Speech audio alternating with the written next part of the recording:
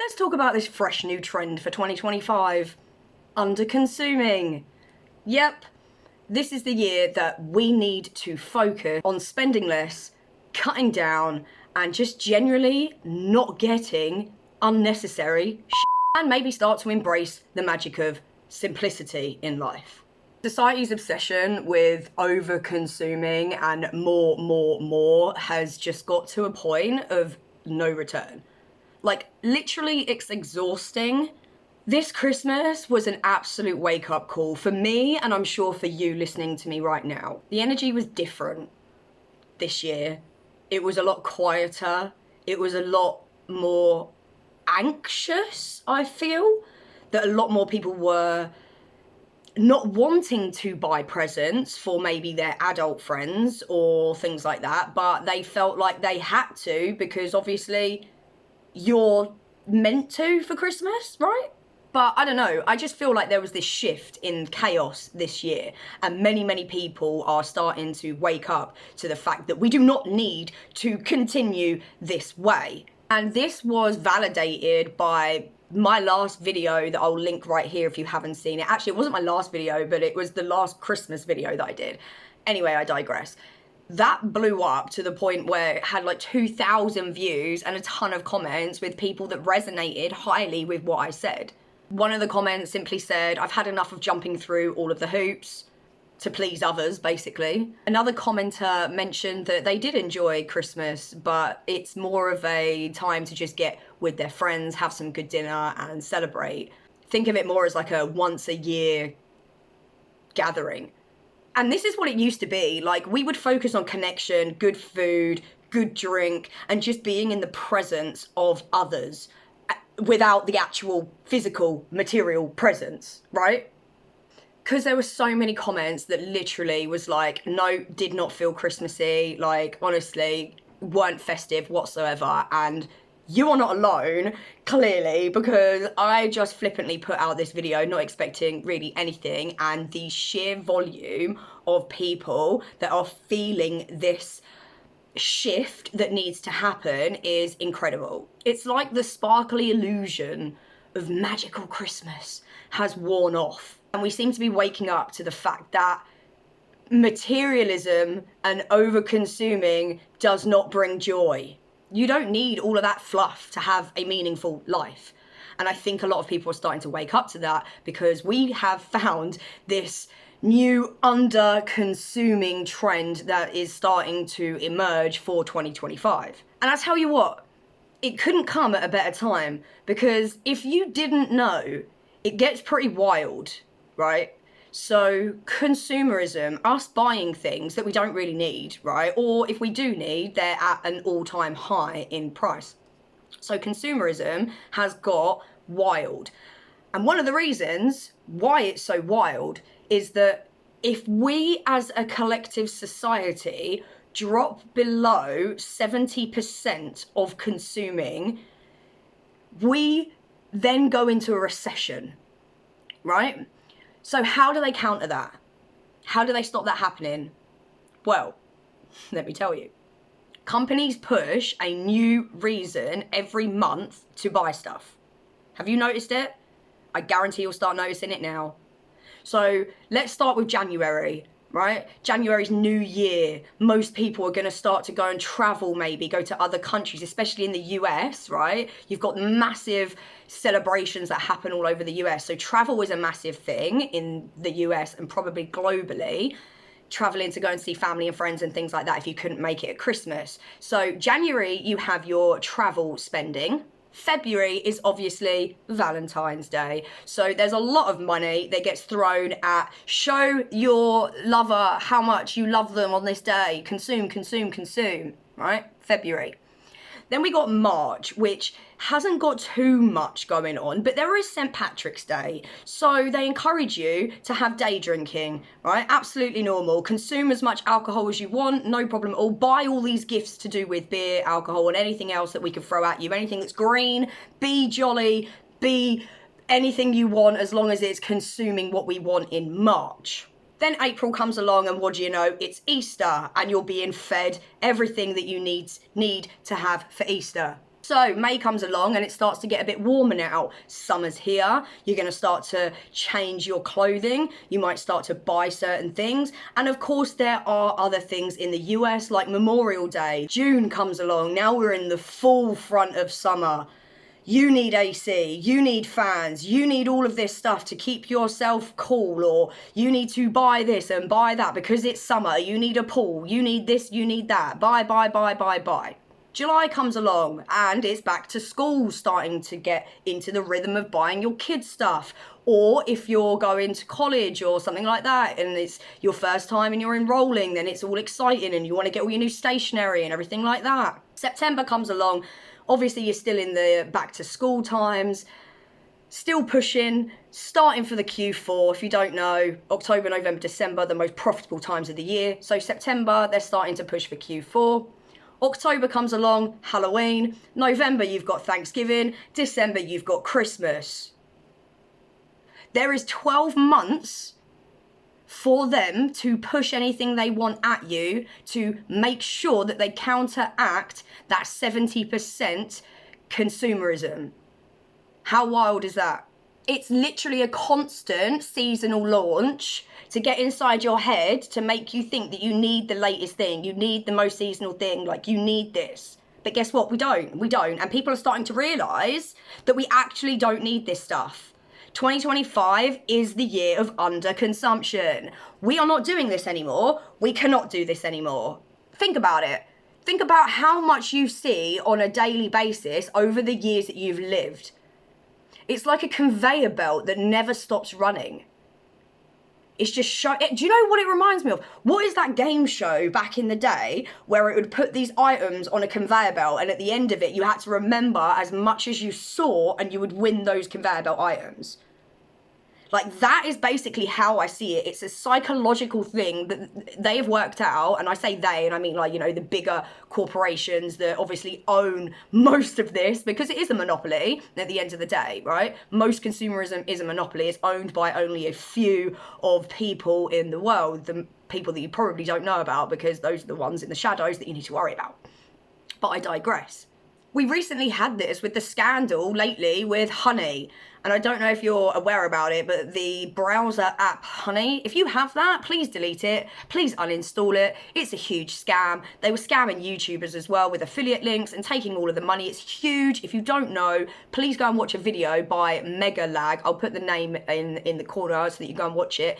He's coming out with another part of the series, but the scam's deep, right? And that company was owned by PayPal. PayPal bought it for $4 billion, right? They knew what they were doing when they were buying it, okay? So your consumerism isn't even safe online when they're telling you that we're saving you money with the pouch thing. I don't even know if pouch is like available anymore in the UK. People might remember me, but might remember pouch. It was back in the day, it was on Dragon's Den, which is your Shark Tank, I think. Is that right? I don't know. Anyway, I get on a tangent. I'm sorry. But you're not safe at all with even these coupon codes, because that's a huge scam. So uninstall that if you have it. So this year, literally, 2025 needs to be the year where we all take a step back. We need to hop off of that perpetual consumerism hamster wheel. We need to focus on what is actually real in this life, because we are being shown a fabric of, like, reality, right, is not real when you're involved so deeply within that consumerism. You do not know what you actually need and want, right? Needing and wanting are two completely different things. And I think that people have just got that completely mixed up over the years of how we have been programmed to believe that everything is the way that it is. You just spend all of this. It's just, you know, inflation. We just have to deal with it, apparently. We just have to deal with it. So no more collapsing the mindset of the consumerism. We have to jump on this trend. We have to. It's going to be very hard, and I'm not going to say that I'm going to be hardcore at it. And, you know, some of the people on the internet are saying they're not going to buy any clothes this year. Well, I need new clothes, but I'm going to sell my old clothes to make the money to buy for my new clothes, right? So this is the mindset that we need to change, okay? Instead of saying to yourself, well, I need a new coat, I'm just going to go and buy it. Why not put your old coat on eBay, right? Or put multiple things on eBay. Wait until you have 25, 30, 40, 50, however much money you want for that coat in your eBay account. Either buy one on eBay that's pre-owned, because that's what I do. I'd hardly buy new clothes anyway. Like, that's a whole new video we can talk about, right? About buying pre-owned stuff and thrift shop things and stuff like that. But why not get a couple of your clothes that you don't want anymore, sell them on eBay, and use that money to buy your new clothes? Please think about this in the future. Like, this has to be... We have to be tough on ourselves, guys. Like, we have to be tough on ourselves. Like, discipline and discernment are so important when it comes to us and our lives. And you know, it's so hard for us to be disciplined to ourselves. It's very easy for us to turn around and say to someone, oh, you're not doing that the right way, or I don't think you should do that, or you're not going to succeed in something like that, right? It's very easy for us to be able to do that to someone else. But when we want to do something, we're like, no, we will do it right. We do it the best way. We've always got this facade about us that we can't do it the wrong way, or we haven't done it the wrong way. There are always new ways to think about doing stuff, and we need to get out of that mind shift, right? Get out of that. We don't need all of this stuff. To put it into perspective, right, I hardly spent this year anyway, right? I asked my mum to get me mascara for Christmas because I refused to buy makeup for myself when it ran out about 3 months ago. I refused. Because I don't care, right? I'm not here to try and, like, you know, get someone anyway. Like, at the end of the day, like, I stay at home most of the time doing work. Even when I go out, I don't care what people think about me, right? If I'm saving that £8 because I'm not buying makeup, then I'm doing it. So I'm very thankful that my mum got me makeup for Christmas. But this is just a small thing that I wanted to touch upon, you know? Okay, here's another thing. There you go, my eyebrow pencil. I need a new eyebrow pencil, but I don't want to buy one. So it's getting really bad now where self-care is even dropping. You know, I'm finding that my self-care is dropping. I'm stopping doing things because I don't want to spend the money on it, even though it's needed. Like, it gets me upset even thinking about it, because Lord knows how many people out there just need to have a pamper day. Just need to have a massage because they've been working so fucking hard. Because they're a labourer and they work outside in the cold and all the seasons, and they've got arthritis and their bloody hands hurt and they're 60 and they've still got to work because they can't afford it. Honestly, like, oh my God, honestly, I want the best for everybody. I want everybody to be able to eat, to be able to not worry about getting some fucking skincare or something like that because it doesn't break the bank. But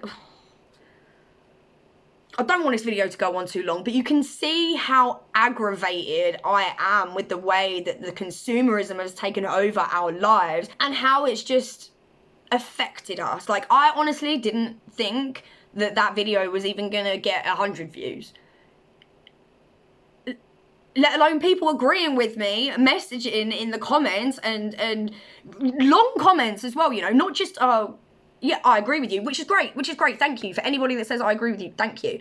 But also to the people that have really, really put a long comment and actually got out some of their emotional feelings, like, on my video. And I don't know if this is true or not. I don't know if most people are watching my video to the end anyway, so I don't know. But I just feel like this is a calling and I need to get it out. So if you are somebody, I might be speaking to you about this. But I kind of felt that my video provided a space for people to truly say how they felt about Christmas. And I'm talking things that they wanted to say about their family or how they've been, you know, I don't know. I just feel like people felt comfortable commenting on my video about the trials, tribulations, maybe just all the emotional stress I felt in those comments. Like, I really felt it. And I know I'm an empathetic person, right? So I do feel like energy quite a lot. But I got this overwhelming feeling that it was people that as soon as they'd wrote that comment, they went, Feel a bit better now for saying that. Because I'm a complete stranger to you, right? But I'm happy to read your comment, and some of your closest family, friends, co-workers, whatever, might not have been happy to hear that.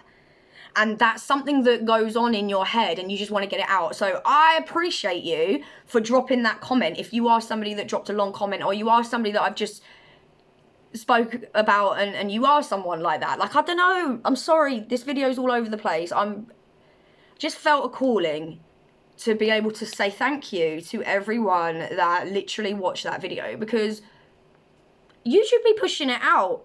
Like, legit, I'm actually going to put, I'll put it here because there's a gap. I'm actually going to put here the statistics of when the video was published, which was the 27th.